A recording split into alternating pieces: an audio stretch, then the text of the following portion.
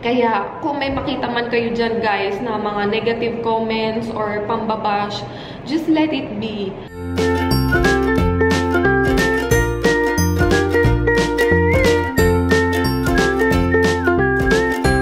Good morning guys! Welcome back. Another Friday vlog today sa aming channel. Nakapag-ayos na ako. So pagpasensyahan nyo na yung naririnig nyong chicken. Legit yun, kasi umaga. Wala na naman kaming tubig, guys. Talagang nawalan na siya ng tuluyan. Pero buti na lang naligo na ako kagabi. Actually, tuwing gabi naman talaga ako naliligo. Tapos sa umaga, shower na lang ako ng katawan. And hilamos ng face. Si Jess, umaga siya alis, guys. Alis po ng simbahan. Bye-bye, Jess. Bye-bye po. Kasi meron silang activities sa school early morning. Kailangan 6 o'clock nandun na daw siya.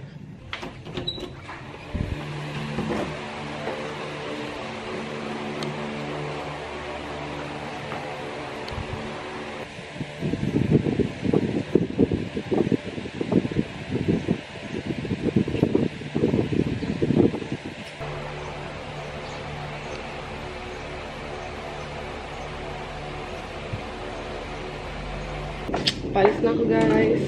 Dito si Ate Minda, yung mama ni Jazz. Hi ka, Ate din. Hello. Hello. Hi, mama ni Jazz. Nandito sila kagabi. Tsaka yung kapatid niya na panganay, si Joy. Kaya lang sinama sa school ni Jazz si Joy kasi ano pala, finals nila Jazz and yung finals exam nila is magluluto sila or magpe-prepare para magki-catering sila. So, yun, sinama niya. Mamaya, sana nandito pa sila. Dito pa kayo mamaya, tayo pagdating ko. Oo. Oh, sige. Para makita nila. Okay, guys, let's go! Gising na sila, Sky. Bye-bye! Love you!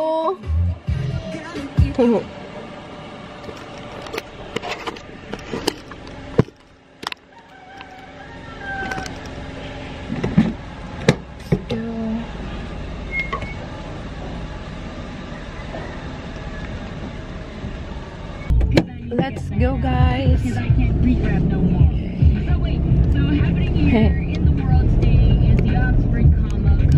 Excited na ba kayo makita si Elor? Ang daming natutuwa sa kanya. Kung ano, doon sa mga bagong subscribers, panood niyo po yung mga old vlogs, lalo na yung mga Friday vlogs, para makilala niyo din si Elor. Nakakatuwa yun.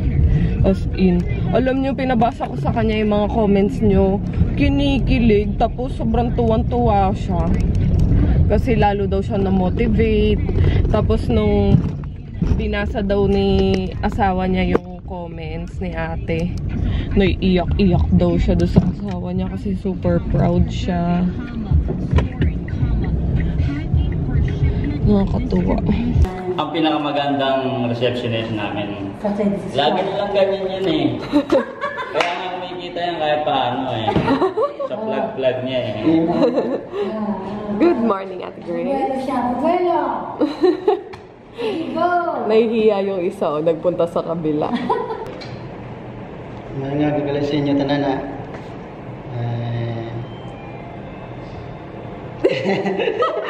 Naiyak ang gano'n. Naiiyak siya. Tapos, sabi ko sa kanila, pinabasa ko yung mga comments sa'yo. Salamat din sa mga comment nyo ha. Nakakatambok ng tagipusoon. Binasa niya isa-isa. Tutuod lang no, yak man tani kung magambal ba. Ilonggalit sa inyo sa mga kababayan kung saan dako ng mundo na mailonggo. Mayong aga sa inyo tanan. Ako gali si Frederick Iloro. Yung nickname ko si Derek. Taga ano gali ako? Taga Barangay Camus sa Hinigaran kung nakafamilyar niyo. Bakit ka ganado palagi pumasok at ayaw mo mag-day off? Okay lang naman ako mag-day off na kasi wala naman kung ano sa balay. Ayaw ko rin kasi mag-provide pa. Saka na lang pag marami na akong pira. So, yun, may asawa ko, 3 ko anak. 14, tapos 11, 3. yung magulang na bata, lalaki, nasa Inigaran Institute ga eskwela. Tapos grade 5 naman yung pangalawa ko lalaki. Tapos meron siyang sipil dito, yung lalaki ko. May Grade 5, sipil. Ano yun? Parang Dalawa, daliri? pangatirador ba? Bali, Dalawa? 11 yung daliri niya. Ang bunso ko naman, 3 taon, babae. So, yung biyanan ko lang ang nag-aantay sa ambugsa. Ang asawa ko, bali, mag-2 buwan lang itong 21 sa abroad. So, siguro, pahinga lang ko siguro pagdatingin na ng tapos sa kontrata ng 2019. So, yan. 2019 pa siya mag-delay. Ano, nung last ko kabalik na nagpuli sa Negros, 2014 pa ng March, pagpatay ng nanay ko. So, yun lang pagpuli ko dito. So, wala naman ko nanay, wala na ko tatay. So, yun. Tapos, salamat pili sa comment ko, ha. Halika kasi. Nakakatambok ng triposon. So, kinabasa ko pa rin. O sige na kuya, umuwi ka na. Kina? Magpapogi ka ulit mamaya ah. Okay na. Oo, chat. Kilig na kilig eh. Basta yung mag-comment. Okay na. Ito naman si Jepoy. Sa IT namin siya. Halika dito, ikaw naman. Kaloka talaga to. Dinalan niya kami pagkain, guys. Puto at saka macaroons. Homemade daw yan ng kapatid niya. So yan. Just in case you want to order, hanapin niyo yung Red Kitchen. Yung number ay, babanggitin ko na lang, 0925-381-6713. Yan, Red Kitchen. Hi everyone! Kakatapos ko lang mag-jaryo guys. Medyo marami pa akong gagawin. Siguro, hindi ako masyado makapag-vlog today, pero i-update ko na lang kayo mamaya. It's already 10:30 and magme-makeup na muna ako kasi baka dumating na yung boss ko maya-maya. So, I'll update you guys later. Hi guys! Nakapag-makeup na ako. Actually, it's already 1:30 na. Hindi ko na kayo na-update kanina. Hindi pa din ako kumakain kasi naunang kumain si Kuya Batikin. Nagugutom na daw siya, kaya pinauna ko na lang. And yun nga, wala pa siya. Kaya habang wala pa siya, mag-vlog na tayo. Kasi tama yung mga sinabi niya na si Kuya Batikin, kabaliktaran ni Eloro. Dahil sa Eloro yung madaldal, yung friendly sa camera, si Kuya Batix ayaw niya sa camera, umiiwas siya. Kaya minsan pag tinatapat ko yung camera sa kanya, tatango lang siya o maghahay lang, ganun lang. So anyway, nagbabasa na ako ng mga comments nyo guys and replying sa mga comments nyo dun sa recent vlog. Actually, naalala ko lang, gusto ko kasing magpasalamat sa inyo, lalo na dun sa mga comments nyo nung video tutorial ko ng jumpsuit technique. Kasi bago ko pa man din mag-reply sa mga comments nyo, is nakita ko halos lahat ng comments doon is may mga like na. So, kayo nilalike nyo yung comment ng bawat isa, which makes me very happy kasi I know kahit mga kapwa nyo viewers is sinusuportahan nyo, tapos parang naramdaman ko na sabi ko, okay to sana keep it up guys na i-like nyo yung comment ng bawat isa. At saka kung huwag na kayong mahiya, mag-comment din kayo sa comment nila para magkaroon kayo ng interaction and kayo mismo maging magkakaibigan.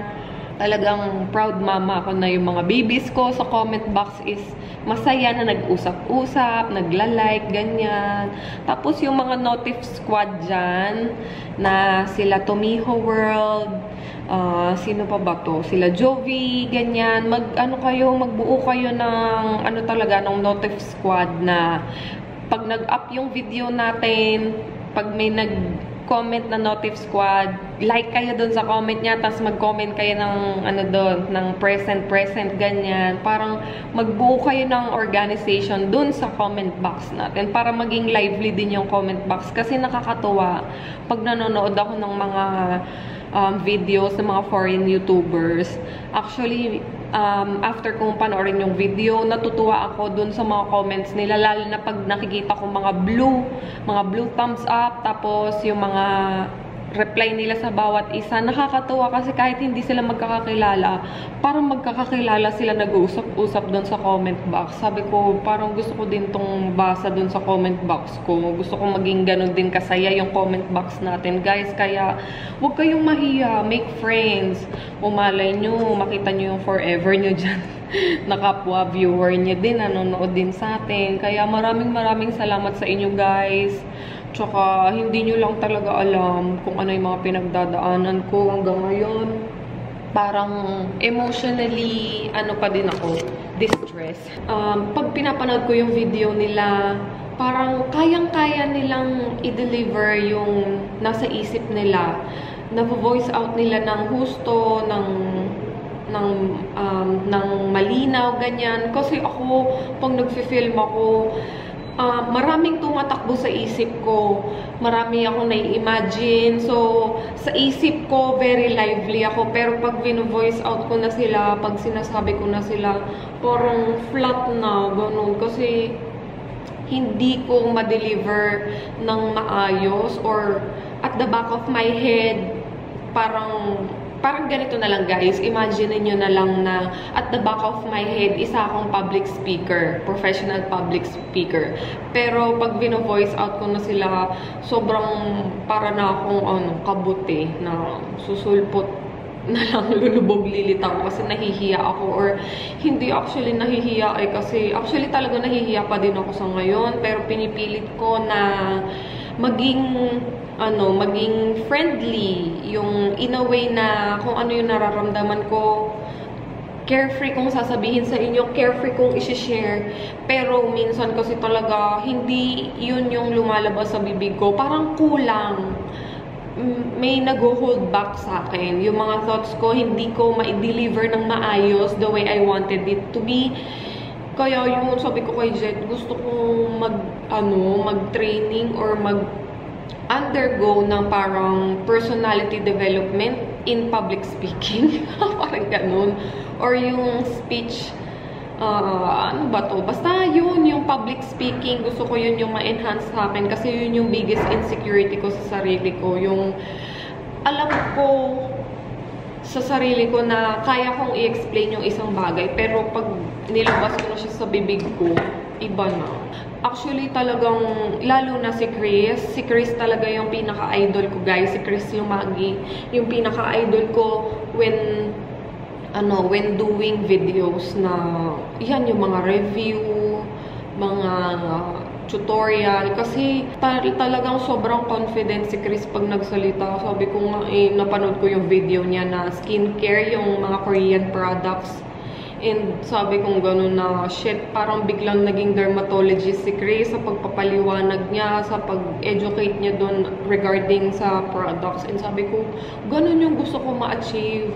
Palagi kong pinapanood yung mga videos ni Chris and kumukuha ako sa kanya ng mga technique, and sila yung mga nagiging inspiration ko to improve myself. Tapos si Ann sa paggawa niya ng mga makeup tutorial, sa pagpapaliwanag niya sa mga products, si Anna Kai sa pagkilatis niya sa bawat products na ginagamit niya, sa pag-intindi niya sa pag-review ng mga products na yun. So sila yan mga nagiging inspirasyon ko sa bawat mga gusto kong i-apply sa sarili ko. Speaking of negative comments nga pala, kung napapansin nyo, hindi ako nagre-reply sa mga negative comments hanggat maaari kasi para sa akin, hindi sila worth it. And unang-una, naiintindihan ko yung mga pinanggagalingan ng mga negative comments nila is not actually directly attacking me or attacking Jet. Pero, meron silang pinagdadaanan sa buhay nila that nung napanood nila yung videos na yun, triggers something on their emotion, kaya sila nakakapag-comment ng negative. So, wala akong karapatan na husgahan sila or i-bash sila dun sa nasabi nila na yun towards us. Kaya, kung may makita man kayo dyan, guys, na mga negative comments or pambabash, just let it be. Ang pinaka-request ko lang sa inyo, wag nyo na lang silang patulan, wag nyo silang replyan, or wag nyo silang gatungan, ganyan. Kumbaga, let's make their comment invisible. Kasi minsan yung mga nagko-comment na yan, kailangan lang nilang ilabas yung nararamdaman nila to make them feel good. Dahil nga, minsan may mga instances na nagtitriggers, lalo na pag may napanood sila, nakarelate sila dun sa video na yun, and nalungkot sila, and yung pag-comment na yun or pag-voice out na yun, it will make them feel good. Kaya, pabayaan lang natin sila. Tapos kayo naman na may mga magiging negative comment or magkakaroon kayo ng mga hate comments about us, don't expect me to answer your comments, or don't even, parang huwag kayong mag-put up ng fight dun sa comment box, lalo na pag may mga subscribers or viewers na nagtatanggol sa amin. Kasi hindi nyo rin sila masisi, guys, dahil nakikita nila yung positive and light part ng videos na yon, tapos bigla silang makakabasa ng hate comment na parang iisipin nila, bakit, anong problema sa kanya at may ganun siyang comments o may ganun siyang rant.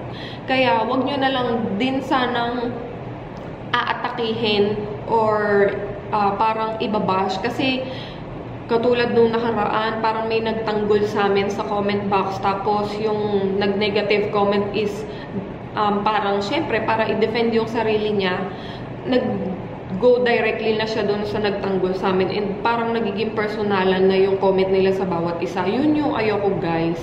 Huwag niyong gagalawin yung mga nagtatanggol sa amin, or huwag niyong ibubunton yung galit nyo sa mga nagtatanggol sa amin, kasi nagtatanggol lang sila, or pabayaan nyo sila, yun yung gusto nila eh. Ayokong madadamay kayo. Di bali nang mag-dislike sila sa videos namin, mag-hate comment sila, wag lang kayong awayin nila, di ba? Ganyan, guys. Love lang tayo. Actually, sa lahat naman ng videos na napapanood nyo, hindi to scripted, hindi kami artista, wala kaming director, wala kaming scriptwriter, guys. Lalo na ako, kung ano yung napapanood nyo ang mga pinagagawa ko, mga kalokohan ko, na nabubulol-bulol ako, ganyan. So, ibig sabihin, hindi talaga to scripted. Kaya, naiintindihan ko sila pag naggaganon sila. And, syempre, hurtful. Hindi ako papaka-ipokrita. Hurtful yon, and somehow, namumove talaga ako ng mga negative comments nila. Pero, at the end of the day, tao lang din naman kami eh. I need to continue and stand up for myself, and yun, alam ko naman na mas marami kaming napapasaya and maraming nagmamahal sa amin. Kaya maraming salamat sa mga comments nyo, mapa-negative man yan or positive. Dito na ako sa car, guys. So, pauwi na tayo sa bahay. Wala pa rin daw tubig sa bahay, as in talagang nawalan na siya. And tinawagan ko yung Maynila. Hindi ako makakonect dun sa hotline nila, kaya ginawa ko, minessage ko dun sa Facebook account nila. Since palagi naman silang sumasagot dun. Pero ngayon hindi sumagot ng maayos. Actually, sumagot naman. Pero sinabi na finorward na daw yung concern ko, and mag-antay na lang daw muna ng feedback after ilang days. Kaya yun, balak namin sa condo matulog ngayon. Sa condo ni ate. Doon kami matutulog para makapag-ligo ng maayos. Sa bahay na ako. Sige, Nay. Nasa bahay na ako. Nasa bahay na ako. May sugat si Koy, guys. Bakit may sugat mo? Oh, yun. May sugat. Ayun, oh. Ano nangyari dyan sa sugat mo? Tay. Bakit? Ano mong mangyayari? Lalabas daw yung pare. Wala sa focus. Anak, ano mangyayari sa sugat mo? Pare. Ano mangyayari? Pare. Lalabas daw yung pare. Hi, baby! Oo. Kulilit nitong batang ito. I miss you both. So, ano? Doon tayo matulog? Yan din ko pa na sa pag-ate. Yeah. Pero sasabihin ko. Okay. Wala pa sila Jazz, guys. Siguro talagang whole day yung event nila kasi finals nila. So, nagluto-luto sila doon. Tapos sila rin syempre magliligpit noon, mag-ayos. Kaya hanggang ngayon wala pa, oh. Ano na? 9 o'clock na. Hindi ko sasabihin. Si ate, yung panganay namin.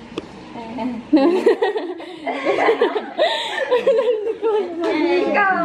Bakit tayo sarili mo? Alam mo, ang dami nagre-request, Jack. Mag-vlog ka naman. Dali na. Hindi ko kaya. Sige na. O, dalawa kayo ni Joy. Magtabi kayo doon. Ano? Dali na. Sasabihin mo ni daw kayo. Anong nangyari daw sa'yo? Magapag nag-antay si ate. Nakaganyan. Nakaganyan na sa waiting area.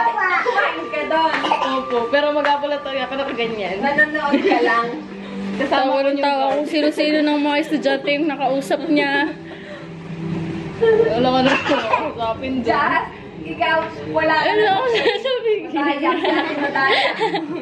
Ano pa? Ano? Ay, nako, iwan ko sa inyo yung dalawa. Nagturuan lang silang dalawa, guys. Kaloka. So, kakain na muna kami ng dinner.